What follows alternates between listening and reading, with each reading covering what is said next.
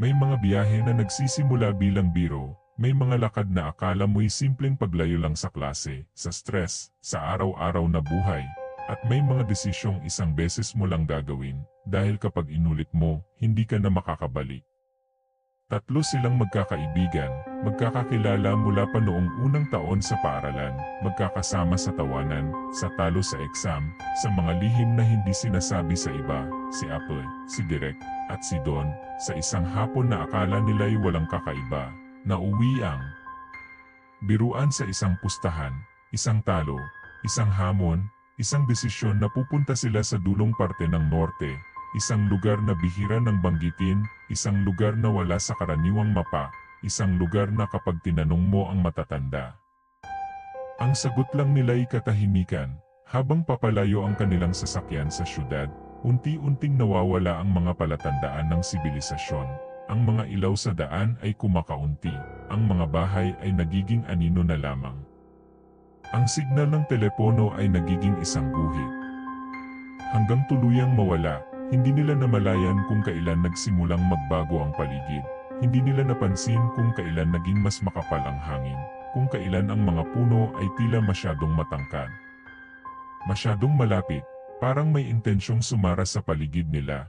At sa gitna ng lahat ng iyon, may isa sa kanila na kalmado, si Apple. Habang si Direk ay kinakabahan, at si Don ay may hindi maipaliwanag na bigat sa dibdib. Si Apple ay tila pamilyar sa bawat liko ng daan, sa bawat paghinto, sa bawat katahimikan, nang tuluyan ng masira ang sasakyan sa gitna ng kawalan, wala ng atrasan, walang signal, walang tulong, walang malinaw na ideya kung nasaan na sila. Ang gabi ay bumagsak ng mabilis, parang may nagpatay ng ilaw sa langit. Sa dilim, ang gubat ay hindi tahimik, hindi ito ang katahimikang mapayapa. Ito ang katahimikang nagmamasid, nagbibilang ng hininga, naghihintay ng maling galaw.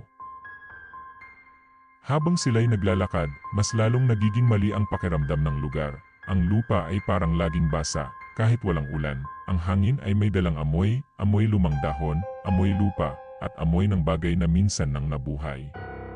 Hindi nila alam na sa bawat hakbang nila papasok sa kabubatan, may mga matang bumubuka sa dilim, hindi isa, hindi dalawa, kundi marami, mga matang sanay sa gabi, mga matang sanay sa dugo, at sa gitna ng tatlo, si Apple ay bahagyang ngumiti. Hindi iyon ngiting masaya, hindi rin iting nanlilinlang, ito ay ngiting nagbibilang ng oras. Hindi alam ni na Direk at Don na ang lugar na kanilang pinasok ay hindi basta gubat, isa itong pugad, isang teritoryo. Isang kaharian na matagal nang hindi dinadalaw ng tao, maliban sa mga handog. Hindi rin nila alam na ang isa sa kanila ay hindi talaga ligaw, na ang isa sa kanila ay kabisado ang bawat daan, bawat puno, bawat lugar kung saan tumitigil ang sigaw. Si Apple ay hindi natatakot, dahil ang takot ay hindi kinakain ng mga aswang, ang kinakain nila ay tiwala. At habang papalalim sila sa dilim ng norte, may isang bagay na gumigising sa loob ni Don, isang alaala, isang bulong mula sa dugo ng kanyang angkan. Hindi pa niya alam, pero ang gabing iyon ay simula ng digmaan, sa pagitan ng sinaunang kasamaan, at ng karunungang hindi dapat nakakalimutan, at sa dulong bahagi ng kabubatan. May mga nilalang na naghihintay, may apoy na sisindihan, at may dalawang kaluluwang nakatakdang ialay, hindi pa nila alam, pero malapit na. Habang lumalalim ang gabi, lalong bumibigat ang hangin, ang bawat hakbang nila ay parang may kapalit na hininga. Parang may humihila sa kanilang mga paa, dahan-dahan, marahan, tila sinisigurong hindi na sila makalabas. Ang gubat ay nagbago ng anyo, ang mga puno ay hindi na basta nakatayo, tila nakayuko, nakapaling, parang may binabantayan sa gitna nila. Ang mga ugat ay umaangat sa lupa, mistulang mga daliring handang sumakmal kapag may nadapa, sa di kalayuan. Lumitaw ang mga anino ng mga kubo, luma, tahimik, walang ilaw, pero may pakiramdam na may nakatira. Ang lugar na iyon ay hindi lumalabas sa mapa, dahil ayaw nitong matagpuan. Ito ay umiiral lamang kapag may mga naliligaw. Kapag may mga kaluluwang handang ialay, habang papalapit sila, naramdaman ni Direk ang pag-igting ng dibdib. Ang kanyang mga mata ay paulit-ulit na napapalingon sa dilim, parang may naririnig siyang paggalaw sa mga dahon, hindi mabilis, hindi rin mabagal, kundi sadyang sinasabay sa tibok ng puso niya. Si Don naman ay nagsimulang makaramdam ng kakaiba. parang may mga salitang bumubuo sa hangin. Hindi niya maintindihan, pero ang katawan niya ay kusang nagiging alerto. Ang mga balahibo sa kanyang batok ay nagsitayuan, hindi dahil sa lamig, kundi dahil sa isang lumang babala na nagising mula sa dugo. At si Apple ay tila mas lalong naging kalmado, habang papasok sila sa gitna ng mga kubo. Unti-unting nagsindi ang mga apoy, 1, 2, 3, hindi dahil may nagsindi, kundi dahil dumating na ang oras. Sa liwanag ng apoy, lumitaw ang mga anyo, mga taong mukhang tao, pero mali ang pagkakatayo, mali ang ngiti. Mali ang mga mata na hindi kumikislap, ang mga ngipin nila ay masyadong matatalim, ang mga dila ay masyadong mahaba, at ang mga anino nila ay gumagalaw ng hiwalay sa katawan. Ito ang mga aswang ng norte. Hindi sila sumisigaw, hindi. Sila nagmamadali, dahil alam nilang walang tatakas. Sa gitna ng bilog ng apoy, tumigil ang tatlo. At doon, unang bumitaw ang pagkukunwari.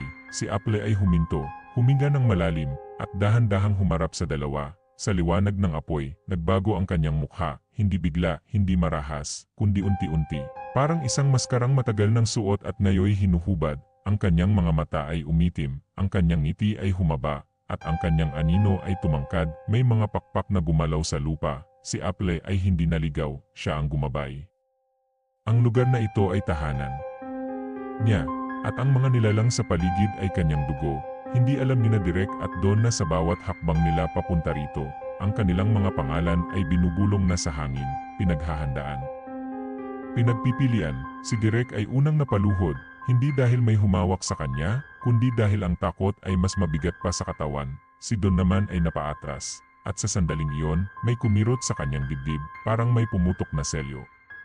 Sa kanyang isipan, isang boses ng matanda ang muling bumalik, mas malinaw, mas buo, mga dasal, mga pangalan ng nilalang na hindi dapat banggitin, mga paalala kung paano mabuhay sa gitna ng mga hindi tao. Hindi pa rin niya lubos na nauunawaan. Pero ang kanyang dugo ay nagsimulang umalala, samantala, sa pinakagitna ng nayon, isang mas malaking anyo ang gumalaw mula sa dilim, matangkad, payat, may sumay na tila ugat ng puno. Ito ang pinuno, magulang ni Apple, ang matandang aswang na matagal nang naghihintay ng alay. Sa gabing iyon, dalawang kaibigan ang ihahain, at ang dugo ay muling babasbasan ang lupa ng norte. Hindi pa nagsisimula ang ritual, pero ang hangin ay nagsimulang umiyak. At sa kaibuturan ng dibdib ni Don, may apoy na nag-aalab, hindi apoy ng galit, kundi apoy ng karunungan na minana. Ang digmaan ay paparating, hindi pa ngayon, pero malapit na, at sa dilim, may mga gabay na nagmamasid. Mga engkantong matagal nang naghintay, sa apo ng albularyong minsang nagtaboy sa kasamaan sa lupaing ito. Ang apoy sa gitna ng nayon ay patuloy na lumalaki, hindi dahil dinaragdagan, kundi dahil may isang bagay na pinapakain nito, takot. Ang hangin ay umiikot sa bilog ng apoy. Dala ang mga bulong ng mga nilalang na matagal nang hindi tinatawag sa pangalan. Ang lupa sa ilalim ng kanilang mga paa ay bahagyang gumagalaw, parang may humihinga sa ilalim nito. Isa-isa, ang mga aswang ay lumapit, hindi nagmamadali. Hindi nagtatago, dahil sa lugar na yon, sila ang may kapangyarihan. Si Direk ay nakaluhod, ang katawan ay nanginginig, ang mga mata ay dilat na dilat, hindi makaiyak, hindi makasigaw, ang takot ay tila pumapasok sa kanyang dibdib, at kinukubkob ang bawat paghinga.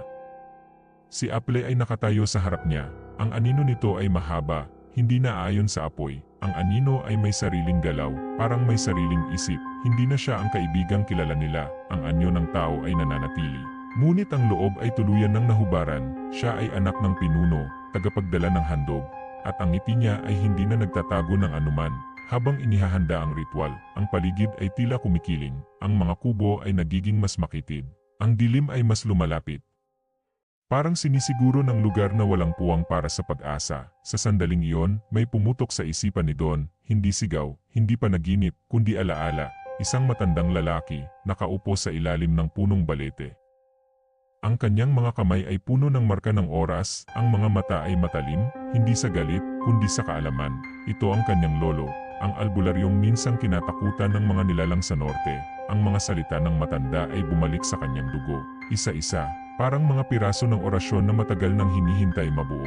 Ang kanyang paghinga ay bumagal, ang kanyang takot ay hindi nawala, ngunit hindi na ito ang may hawak sa kanya, habang ang mga aswang ay nagsisimula ng umawit. Isang awit na walang tono, isang dasal na baluktot, ang lupa ay umuga. Hindi malakas, pero sapat para mapahinto ang lahat. Sa gilid ng nayon, may mga liwanag na lumitaw, hindi apoy, hindi ilaw, kundi mga matang nagliliwanag sa dilim, ang mga engkanto, mga bantay ng lupa, mga gabay ng mga tunay na anak ng norte. Hindi sila nakikialam basta-basta, ngunit sa gabing iyon, may dugo ng albularyo na muling nagising. Si Don ay tumayo, hindi mabilis, hindi marahas, kundi may bigat, parang ang lupa mismo ang umangat kasama niya, ang mga aswang ay napalingon, ang awit ay naputol, dahil may isang bagay sa hangin na matagal na nilang hindi nararamdaman, takot. Sa unang pagkakataon, ang mga ngiti ay naglaho, sa gitna ng bilog, ang pinuno ay umungol. Isang tunog na hindi dapat marinig ng tao, isang tunog na nagpayanig sa mga puno at nagpabagsak ng mga dahon, ngunit hindi umatras si Don. Sa kanyang mga kamay, may init na lumitaw, hindi apoy, hindi liwanag, kundi presensya. Mga pangalan ng halamang gamot, mga simbolong iginuhit ng dugo at lupa, mga dasal na hindi kailanman isinulat, lahat ay dumaloy sa kanya, na parang matagal ng kanya. Si Direk ay napatingala, sa gitna ng takot, may nakita siyang pag-asa.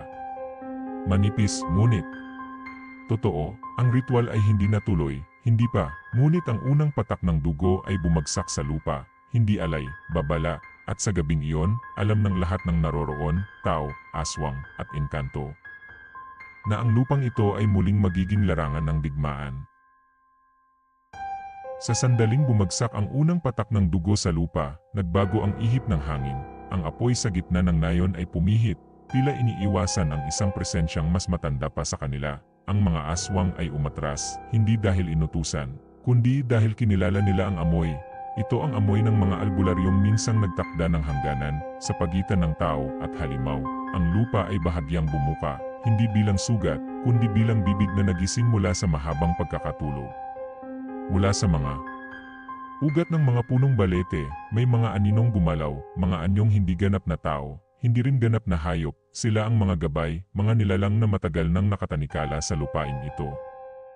Naghihintay ng isang pangalan na muli nilang susundin. Sa gitna ng lahat, si Don ay nanatiling nakatayo. Ang kanyang katawan ay nanginginig, hindi sa takot, kundi sa bigat ng kaalamang biglang umagos sa kanya. Ang bawat tibok ng kanyang puso ay may kasamang dasal. Ang bawat hinga ay parang pag-alaala sa mga salitang minsang ibinulong ng kanyang lolo. Sa ilalim ng buwan, si Direk ay dahan-dahang gumapang palayo sa bilog. Hindi siya mandirigma, hindi siya albularyo, ngunit ang kanyang presensya ay hindi balewala. Ang dugo niya ay dugo ng tao, at sa gabing iyon, ang mga taong hindi tumatakbo ay nagiging sandata. Habang ang mga aswang ay nagtipon-tipon, ang pinuno ay umusad pasulong. Ang kanyang anino ay bumalot sa lupa, mas mahaba kaysa sa buong nayon. Ang mga mata niya ay parang butas sa dilim, walang liwanag, walang awa. Si Aple ay tumayo sa tabi ng pinuno, ang kanyang mukha ay bahagyang nagbago, may pagdududa. Isang iglap lamang, pero sapat para magising ang isang alaala ng pagiging tao. Sa hangin, may bumulong, hindi mula sa mga aswang, hindi mula sa mga engkanto, kundi mula sa isang lumang panata, ang panatang binitiwan ng lolo ni Don. Noong huling beses niyang tinapakan ang lupain ito, ang lupa ay muling umuga, mas malakas, mas galit. Sa unang pagkakataon, ang mga engkanto ay lumapit sa bilog, ang kanilang mga anyo ay mas malinaw, mga mata na parang bituin, mga paa na hindi sumasayad sa lupa, hindi sila kakampi ng tao, hindi rin sila kaaway ng aswang. Sila ay tagapagbantay ng balanse, at ang balanse ay nasira. Si Don ay nagtaas ng kamay, hindi bilang utos, kundi bilang paalala. Ang mga simbolo ng kanyang dugo ay kumislap sa hangin, mga tanda na hindi nakikita ng karaniwang mata. Mga hugis na nararamdaman ng laman. Ang unang aswang ay napaurong, ang pangalawa ay napaungol, ang pangatlo ay bumagsak sa lupa, hindi patay, kundi takot. Ngunit ang pinuno ay hindi umatras, sa halip, siya ay mumiti. Isang ngiting may pangakong kamatayan, sa likod niya, si Aple ay napahinto, ang kanyang katawan ay nanginginig, hindi sa takot sa aswang, kundi sa takot sa sarili. Sa sandaling iyon, si Direk ay tumakbo, hindi palayo, kundi papasok sa gitna ng bilog, isang pagkilos na hindi inaasahan, isang desisyong walang garantiya. At sa pagtakbo niya, ang lupa ay tila sumang-ayon, ang digmaan ay hindi na maiiwasan, ang dugo ay gising na, ang mga gabay ay nakamasid. At ang gabi ay gutom. Nang tumakbo si Direk papasok sa gitna ng bilog, ang gabi ay tila napunit, hindi sa tunog, kundi sa presensya. Ang mga apoy ay sabay-sabay na lumiyab ng mas mataas, at ang mga anino ng mga aswang ay nagbanggaan sa lupa, naghalo. Nag-anyong mga nilalang na hindi na mawari kung saan nagtatapos ang isa, at nagsisimula ang isa pa. Ang unang sigaw ay hindi nagmula sa tao. Ito ay huni, isang tunog na masyadong matinis, masyadong masakit sa tainga. Parang pagkalas ng buto mula sa katawan. Isa sa mga aswang ang sumugod, hindi ito tumakbo, hindi ito lumipad, ito ay naglukso, parang ang lupa mismo ang nagpalipad sa kanya. Sa mismong sandali na iyon, ang isang gabay ay bumaba mula sa mga ugat ng balete. Hindi niya hinawakan ang aswang, hinawakan niya ang anino nito, at sa pagkaputol ng anino, ang katawan ng aswang ay bumagsak sa lupa, umiyak, hindi sa sakit, kundi sa pagkawala ng sarili. Ang unang patayan ay mabilis, walang dugo. Walang sigaw, isang biglaang katahimikan na mas nakakatakot kaysa sa ingay. Ngunit ang iba ay hindi umatras. Ang mga aswang ay nagsimula ng magsabay-sabay, hindi bilang individual, kundi bilang isang gutom. Sa gitna ng kaguluhan, si Don ay napaluhod, hindi dahil sa sugat, kundi dahil sa bigat ng kapangyarihan. Ang bawat dasal na kanyang binibigkas sa isip ay may kapalit. Ang bawat gabay na kanyang tinatawag ay may hinihingi. Ang lupa ay nanginginig sa ilalim niya. Ang mga ugat ay umaakyat sa kanyang mga binti, hindi para igapos, kundi para tukuyin. Tinatanong siya ng lupa, karapat-dapat ka ba? Samantala, si Direk ay humawak sa isang nasusunog na sanga. Hindi ito sandata, ito ay liwanag. At sa gabing iyon, ang liwanag ay sapat na. Nang sumugod ang isa pang aswang, itinapat ni Direk ang apoy, hindi para manakit, kundi para ipaalala na may mga bagay na hindi kayang lapitan ng dilim. Ang aswang ay napaurong, ang balat ay umusok, ang mga mata ay napuno ng galit. Sa di kalayuan, si Apple ay nakatayo pa rin, ang kanyang mga kamay ay nanginginig, ang kanyang mga mata ay salitan ang pagtingin sa pinuno at kay Don. Sa loob niya, may dalawang tinig na nagbabanggaan, ang dugo ng kanyang angkan, at ang alaala ng pagiging tao. Ang pinuno ay umusad, mas mabilis ngayon, mas determinado, ang kanyang mga paa ay hindi na sumasayad sa lupa. Ang mga sungay ay kumislap sa apoy, ang bibig ay bumuka, at sa loob nito ay may mga ngipin, na tila gawa sa buto ng mga nauna. Sa isang iglap, ang pinuno ay humarap kay Don, at sa sandaling iyon, ang oras ay tila huminto. Ang mga engkanto ay umatras, ang mga aswang ay tumigil, dahil ang susunod na mangyayari ay magtatakda ng kapalaran ng lupain iyon. Si Don ay tumingala, sa kanyang mga mata, wala ng takot, may pag-unawa, at sa kanyang hininga. Isang pangalan ang binigkas, hindi ng malakas, hindi ng malinaw, ngunit sapat para marinig ng lupa, ang pangalan ng kanyang lolo. At sa pagtawag na iyon, may isang gabay na sumagot, mas matanda kaysa sa lahat ng naroon. Ang tunay na laban ay nagsisimula pa lamang. Sa sandaling binigkas ni Don ang pangalan ng kanyang lolo, ang hangin ay tila bumigat, hindi dahil sa galit, kundi dahil sa pagkilala. Ang lupa ay dahan-dahang humiwalay sa sarili nito, hindi nabiyak, hindi nasira, kundi nagbigay daan. Parang isang matandang bantay na tumabi upang makadaan ang mas matanda pa sa kanya. Mula sa ilalim ng pinakamatandang puno ng balete, may isang anyong umahon. Hindi ito liwanag, hindi rin ito dilim. Isa itong presensya na hindi kailangan ng anyo. Upang maramdaman, ito ang gabay ng gabay, ang unang tagapagtanda ng hangganan, ang nilalang na hindi binibigkas ang pangalan, dahil ang pangalan nito ay kasabay ng paglikha ng lupain iyon.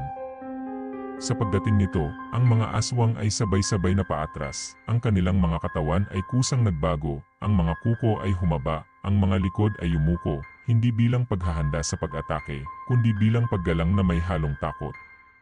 Ang pinuno ay huminto. Sa unang pagkakataon, hindi siya umusad, hindi siya ngumiti. Ang kanyang mga mata ay bahagyang kumitid, parang may binibilang sa alaala. Ang matandang gabay ay hindi nagsalita, hindi nito kailangan. Ang presensya pa lamang nito ay sapat upang alalahanin ng lupa, ang mga panatang minsang binitiwan. Ang mga ugat ng balete ay umakyat sa hangin, bumuo ng isang bilog, hindi kulungan, kundi hangganan, sa loob ng bilog na iyon.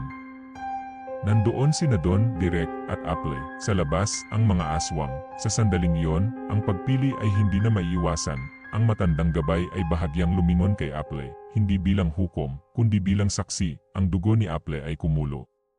Ang kanyang mga kamay ay napakuyom, sa kanyang dibdib may isang alaala na pilit umaahon, ang unang araw sa paaralan, ang unang tawa kasama sina Direk at Don, ang unang pagkakataong naramdaman niyang hindi siya nag-iisa, ngunit kasabay nito. Ang tawag ng kanyang angkan ay mas malakas, mas matanda, mas marahas. Ang pinuno ay umungal, hindi bilang utos, kundi bilang paalala ng utang na dugo. Sa gitna ng dalawang puwersa, si Don ay biglang napahinga ng malalim. Ang init sa kanyang dibdib ay umakyat sa kanyang lalamunan. Ang kanyang paningin ay nagdilim, hindi dahil siya mawawala, kundi dahil may kapalit na kinukuha. Ang kaalaman ay may presyo, at ang presyo ay hindi palaging dugo. Minsan, ito ay alaala. Sa paggalaw ng matandang gabay, may isang simbolong naglaho sa hangin. Isa sa mga tanda na minana ni Don ay kusang nawala, bilang kabayaran sa pakikialam ng mas matandang puwersa. Sa labas ng bilog, ang isang aswang ay biglang bumagsak, hindi pinatay, tinanggalan ng anyo, isa-isa. Ang iba ay nagsimulang umatras, hindi dahil natalo na sila, kundi dahil hindi pa ito ang oras. Ngunit ang pinuno ay nanatili. Sa pagitan ng mga ugat at apoy, nagharap ang pinuno at ang matandang gabay, hindi sa laban, kundi sa paghuhusga. Ang lupa ay huminga, ang gabi ay naghintay, at sa sandaling iyon, isang desisyon ang ginawa. Hindi para sa gabing iyon lamang, kundi para sa lahat ng gabing darating. Si Apple ay umiyak, hindi malakas, hindi mahina, kundi tahimik, ang uri ng iyak na naririnig ng lupa, at sa kanyang luha, may isang patak na tumama sa lupa, sa loob ng bilog, isang patak na hindi alay, isang patak na paghingi ng tawad. Ang luha ni Apple ay tumagos sa lupa, at sa pagtagos na iyon, may isang bagay na nagising, hindi ito awa, hindi rin ito galit. Isa itong alaala ng balanse, ang bagay na matagal nang nawala sa lugar na iyon. Ang matandang gabay ay bahagyang yumuko, hindi bilang paggalang kay Apple, kundi bilang pagkilala sa desisyong huli na, ngunit totoo, ang mga ugat ng balete sa loob ng bilog ay bahagyang gumalaw, tila sinusukat ang bigat ng puso ni Apple. Ang dugo ng aswang sa kanyang mga ugat ay patuloy na sumisigaw, humihila, humihingi ng handog, ngunit ang alaala ng pagiging tao ay hindi na kayang patahimikin. Sa labas ng bilog, ang pinuno ay umusad muli, mas mabagal mayon.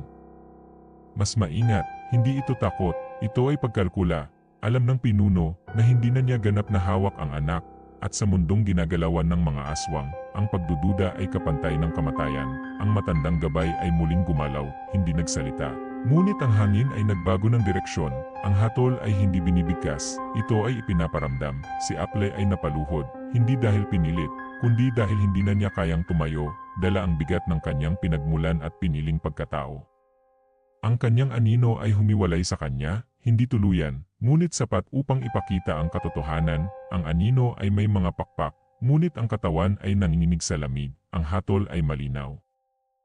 Si Apple ay hindi papatayin, hindi rin siya ibabalik sa pagiging ganap na aswang, siya ay iwan sa pagitan, isang buhay na parusa, isang pag-iral na walang lubos na tahanan. Sa sandaling iyon, ang pinuno ay umungol ng ubod lakas. Isang tunog na nagpabagsak ng mga dahon at nagpayanig sa mga kubo. Ang pugad ay nagsimulang magbago, ang mga dingding ng mga kubo ay nagbitak, ang mga apoy ay namatay isa-isa, hindi dahil sa tubig, kundi dahil wala na silang pinapakain. Ang lupa ay bumabalik sa sarili nito, si Don ay napahawak sa kanyang dibdib. Ang pagkawala ng isa sa kanyang mga tanda ay nagsimulang magpakita. Ang kanyang paningin ay lumabo, hindi dahil sa sugat, kundi dahil may bahagi ng kaalaman.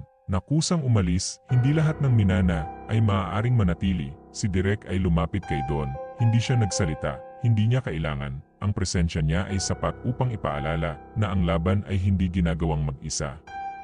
Sa huling pagkakataon, ang matandang gabay ay tumingin sa tatlo. Ang kanyang presensya ay unti-unting humina, hindi dahil tapos na ang tungkulin, kundi dahil ibinabalik nito ang mundo sa tao. Sa pag-urong nito, ang hangganan ay unti-unting naglaho. Ang mga ugat ay bumalik sa lupa, ang dilim ay umatras, ngunit ang pinuno ay hindi sumunod. Sa halip, itinanim nito ang mga kuko sa lupa, at nagbitaw ng isang sumpa, hindi para sa gabing iyon, kundi para sa mga susunod na salinlahi. Ang norte ay hindi makakalimot, at sa huling sandali bago tuluyang gumuho ang pugad, si Apple ay tumingala. Ang kanyang mga mata ay hindi naganap na dilim, hindi rin ganap na liwanag.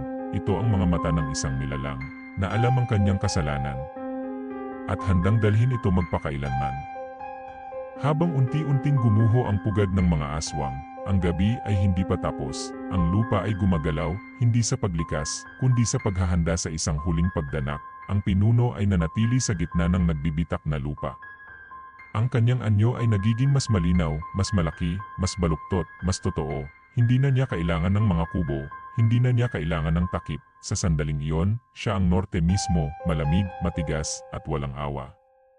Ang hangin ay naging mabigat sa paghinga. Ang bawat hinga ay may kasamang tunog, parang may sumisinghot sa loob ng dibdib ng mundo. Si Don ay muling tumayo.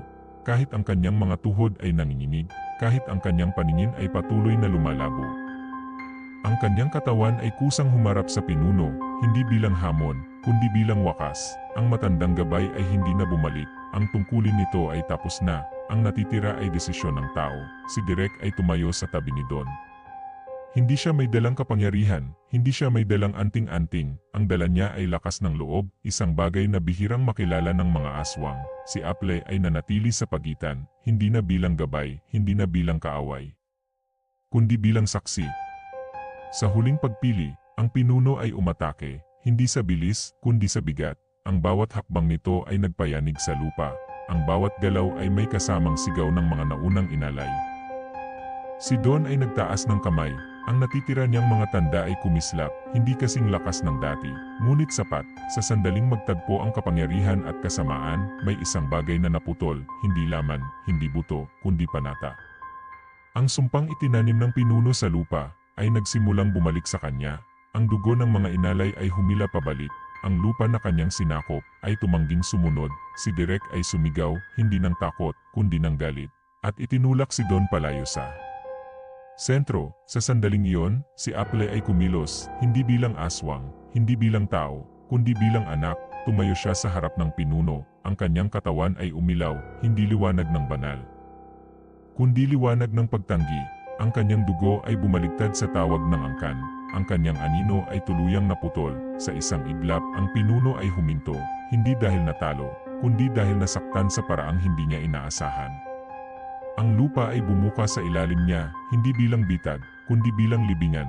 Ang pinuno ay unti-unting lumubog, hindi sumigaw, hindi humingi ng awa. Ang kanyang mga mata ay nakatitig kay Apple, hindi ng galit, kundi ng pagkilala sa pagkatalo. Sa huling sandali, ang lupa ay nagsara. Ang katahimikan ay bumagsak sa norte. Hindi ang katahimikang mapayapa, kundi ang katahimikang pagkatapos ng sigaw. Si Don ay napaluhod, ang kanyang paghinga ay mabigat. Ang kanyang katawan ay pagod, ang kanyang isipan ay kulang, ang kapangyarihan ay may huling singil. Si Derek ay lumapit, hinawakan ang balikat ni Don, isang paalala na buhay pa sila. Si Apple ay nanatiling nakatayo, mag-isa. Ang lupa sa paligid niya ay tahimik, walang tumatawag, walang tumatanggap, siya ay tunay na nasa pagitan. Pagsapit ng madaling araw, ang norte ay tila bumalik sa pagiging ordinaryo, ang gubat ay tahimik na muli, ang mga puno ay hindi na nakayuko, ang hangin ay hindi na mabigat sa paghinga, ngunit ang katahimikan ay hindi nangangahulugang ligtas. Minsan, ito ay tanda lamang na tapos na ang gutom. Sa gitna ng nagibang lupa, tumayo sina Don at Derek. Pagod, tahimik, may mga matangpon ng mga bagay na hindi na kayang ikwento. Ang daan palabas ay biglang naging malinaw, isang makitid na landas na tila matagal nang nandoon, ngunit ngayon lamang nila nakita.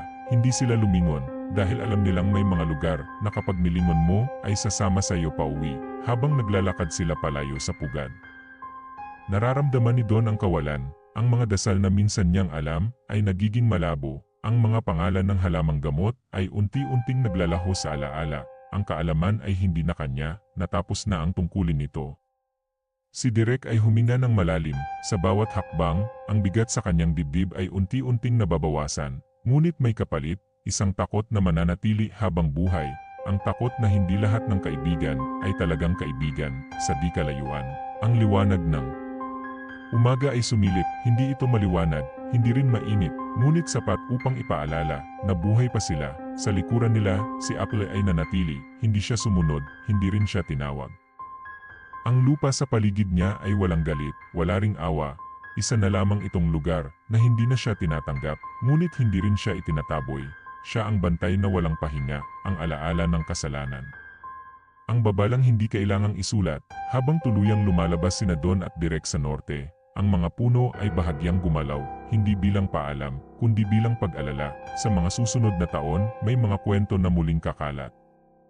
Mga tsismis ng mga nawawalang biyahero, mga aninong nakikita sa gilid ng kalsada sa Hilaga, isang babaeng nakatayo sa gubat, hindi umaatake. Hindi rin humihingi ng tulong, nakatingin lamang, at may mga batang biglang nananaginip ng isang lugar na hindi pa nila napupuntahan, pero pamilyar. Sa isang tahimik na baryo, si Don ay minsang napahinto sa paglalakad. Hindi niya alam kung bakit, hindi na niya matandaan ang mga orasyon, ngunit may pakiramdam siya na may isang bagay sa mundo na hindi na muling tatawid hanggat siya ay buhay. Si Direk ay hindi na muling naghanap ng adventure. Ang tapang niya ay natutong manatili sa tamang lugar. At sa dulong norte, sa pagitan ng lupa at dilim, may isang nilalang na nagbabantay, hindi bilang aswang, hindi bilang tao, kundi bilang alaala ng gabing ang mga hindi tao ay natalo, ngunit hindi tuluyang nawala. Dahil ang norte ay hindi pumapatay ng lahat, may ilan itong pinaiiwan upang maghintay, upang magpaalala, upang siguraduhin ang susunod na tatawid ay alam na ang presyong naghihintay.